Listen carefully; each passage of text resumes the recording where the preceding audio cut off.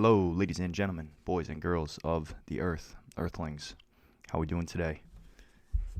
In today's show, we're going to discuss a review of all the games in Week 3 and the big takeaways from each game, as well as some waiver wire options for the upcoming week, and it's going to be a lot of fun. Let's start at the top, Carolina and Houston.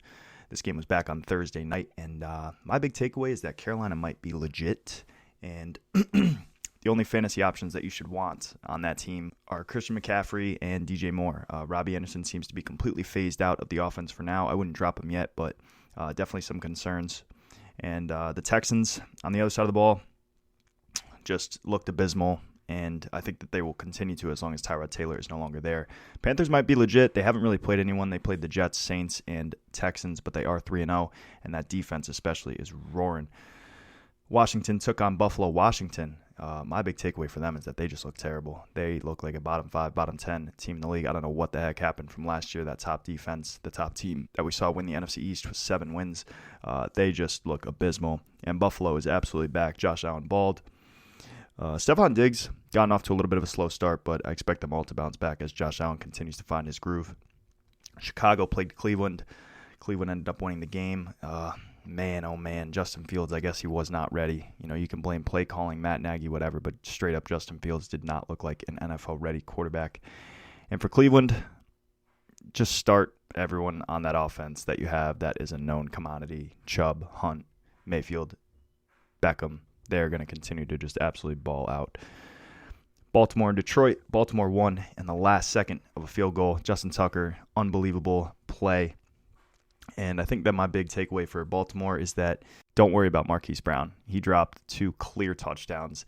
He is still a really good flex play at the least, and I think that he's going to continue to ascend. Just a little bit of an off game here. And that running game is a little bit confusing. I don't really know who's going to lead, if anyone is. I think that it's going to be more of a running back by committee, unfortunately, for those that drafted J.K. Dobbins out there like myself. I feel your pain, believe me. And Detroit, DeAndre Swift is a stud, and T.J. Hockenson are both studs. Just start those guys, man. They are going to continue to ball out. I know Detroit is not the best team, but they're going to continue to play their game. Arizona defeated Jacksonville. The Jaguars look like a college team again. They looked a little more respectable this time. Kyler Murray absolutely balled out.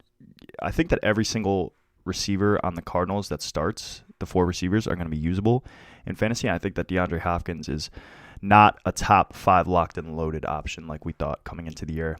And for Jacksonville, James Robinson looked decent, but I think the only player on the Jaguars that I really want to start is Marvin Jones, and that is a flex play at best. The Chargers played the Chiefs. The Chargers won. My big takeaway for the Chargers is that, my God, Justin Herbert is such a stud. As a Dolphins fan, a Tua stan, it pains me to say, but that kid is so good at football, man. They hit a home run on that one. And Mike Williams is really coming into his own. I would not sell him for anything less than a top 10 receiver in return. If anything, I would just enjoy the ride because he looks like a different player this year. And for the Chiefs are 1-2. I think that they bounce back, though. It's the Chiefs. They'll figure it out. It's September. Let's not overreact. But definitely interesting. I don't think that the Chiefs are like quite as dominant as they had been in years past. I think that there's, it's early. But there are definitely teams that have closed the gap on them. They are not the Golden State Warriors with Kevin Durant like they once were a few years back. New Orleans played the Patriots. For New Orleans, my big takeaway is that this offense kind of stinks, even though I know they won, but they're going to win on defense. Jameis is not a really good player. The only stud that they have on that offense is Alvin Kamara. The receivers are a little lackluster as well.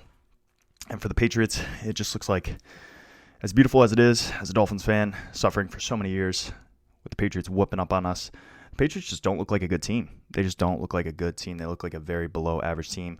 And Mac Jones, a lot of rave reviews. He hasn't really played well since week 1, but no rookie quarterback really has.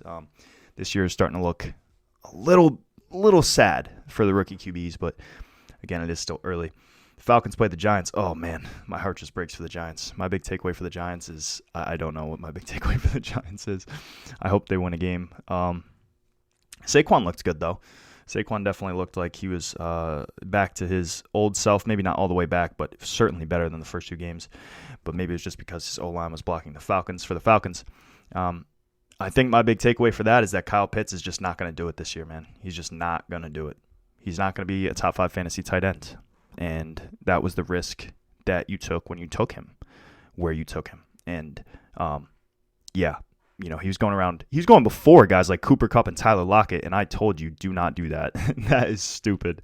And, looks like that was one of the calls that I got correct. I'll take it. Was not buying into Kyle Pitts. But the problem with Kyle Pitts is that you're still probably starting him because of the tight end wasteland of a position. But I guess there's a trade-off there. Bengals, Steelers. Big takeaway for the Bengals. Start the Bengals, man.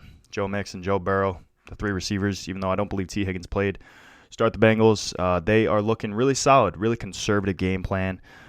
Joe Mixon, I believe, is top 3 in the league in touches. Has not gotten into the end zone. I think that, not getting into the end zone the last 2 weeks has kind of hurt his fantasy value. But when it comes to involvement in the game plan, Joe Mixon is right there. And so if there's a frustrated Mixon owner in your league, I would definitely consider buying. And for the Steelers, Big Ben just looks done. Big Ben looks done. I have Najee Harris in a couple leagues, and he had 19 targets. But that was not because Najee Harris is some crazy, ridiculous receiver out of the backfield. We know that. Big Ben just does not look good. If you want to go back and watch that game, he just is so slow. He can't evade any pressure. I think that there are reports about the Steelers considering not trading Big Ben, but benching Big Ben or seeking out other quarterback options. And I think that they absolutely should, because it is looking pretty ugly for that Steelers offense as a whole. But if you have Najee Harris, you'll take it. Colts, Titans takeaway. All right, Derrick Henry is a stud. I was, pounding the table all offseason saying that he was going to regress. If he's getting that kind of volume, he just isn't going to regress right now. A.J. Brown got hurt. I believe Julio got hurt in this one too, but A.J. Brown, it's looking like he's going to miss a couple weeks. Julio Jones, we still need an update on. But yeah, Derrick Henry, for sure, top 5 running back, and I was wrong, it seems, on that call for the Colts. Carson Wentz does not look amazing, to say the least. Very immobile with those 2 taped ankles. I think that the Colts are kind of struggling for an identity. They're 0-3. They take on the Dolphins this week. That should be an interesting game. But if they fall to 0-4, the Titans might as well just be crowned the AFC South champions right now. Dolphins, Raiders. My takeaway for the Dolphins is that there really isn't any star player for fantasy on that team. In the Raiders, Derek Carr is absolutely balling. The Raiders look good. They're 3-0. Derek Carr is number 4 in fantasy points per game among quarterbacks, and I think that continues. He's absolutely balling. The Raiders look good. Jets, Broncos. My takeaway for the Jets is that they are not an NFL team. And for the Broncos are 3-0. The Broncos look good. Cortland Sutton had a little bit of a disappointing day. I think that my big takeaway for the Broncos running backs would be that you can start both of them pretty confidently as flex plays at least. The Broncos offense look pretty good. Bridgewater's very conservative, and their defense is good. They're 3-0. Good for them. The Bucs and the Rams, the biggest game of the day. Rams came out, beat them by 10. Rams are my Super Bowl pick, if you guys remember from podcasts earlier on this offseason. Cooper Kupp is a top 3 wide receiver rest of the season. That's my takeaway for the Rams. He is unreal, and Matt Stafford and him clearly have some kind of connection because he just looks like a different player this year. And for the Bucs, start your Bucs, but don't touch any of the running backs on that roster, except for maybe Giovanni Bernard. He looked pretty solid. Vikings, Seahawks. Vikings won by 13. Kirk Cousins looked legitimately good, and I would say just start your Vikings. Justin Jefferson, Adam Thielen, KJ Osborne is even a nice flex, and then Alexander Mattison stepped in really nicely for Dalvin Cook. For the Seahawks, Russell Wilson is still going to cook. Tyler Lockett had a scary-looking injury, but he was able to come back into the game. It's looking like DK Metcalf and Tyler Lockett are going to continue to give you some fantasy points. And, no crazy takeaways from this game other than the fact that Kirk Cousins looked really, really good. And then Niners, Packers. My takeaway for the Packers is don't ever doubt Aaron Rodgers ever. Just don't do it. Don't do it. He's too good. Unreal. And for the Niners, I don't know if there's a running back we can trust in that backfield. I think that if you have any of them, Eli Mitchell, if he's healthy, is maybe a flex, but we kind of just have to take a wait-and-see approach. It doesn't look like it's going to be the running back gold mine that it's been in years past. For the Cowboys and the Eagles, the Cowboys, Dak Prescott, really good. Really, really good. Nothing else to say there. It looks like both running backs are going to be playable in fantasy this season. Zeke had a monster game, and I think that the Cowboys did that on purpose, but that's neither here nor there. And then for the Eagles, Miles Sanders had 2 carries. 2 whole carries. I'm not panicking, but that is definitely a little bit alarming for sure. And now we're going to talk about 5 waiver wire options for this upcoming week and give a couple honorable mentions. Because why not? Let's do it. All right, 5 waiver priorities. Derek Carr. Mentioned him earlier. If you need a quarterback, he's number 4 on the year and absolutely balling. The Raiders are too, and I think that he probably won't be an elite quarterback rest of the way, but top 10 for sure. So yeah, I would say 10 to 15% of your fab if you need a quarterback at least. Chuba Hubbard, that is the big name on the waiver wire this week. Christian McCaffrey's backup, not Zeke Elliott. Christian McCaffrey's backup rather. Looked pretty good. Royce Freeman did not look as good as Hubbard against the Texans, but I would say 20 to 25%, maybe 30 to 35 if you absolutely need a running back right now. He's going to be a nice 2 or 3 week fill-in for McCaffrey. I think that'll be at least a low-end RB2. And if you need a running back, then Chuba Hubbard seems to be the guy, but he is definitely going to be the number 1 pickup, I think, across almost all leagues. Then some receivers, some wide receiver 3s, the infinite amount of wide receiver 3 flex players that we have in the NFL today. Christian Kirk, Emmanuel Sanders, Hunter Renfrow.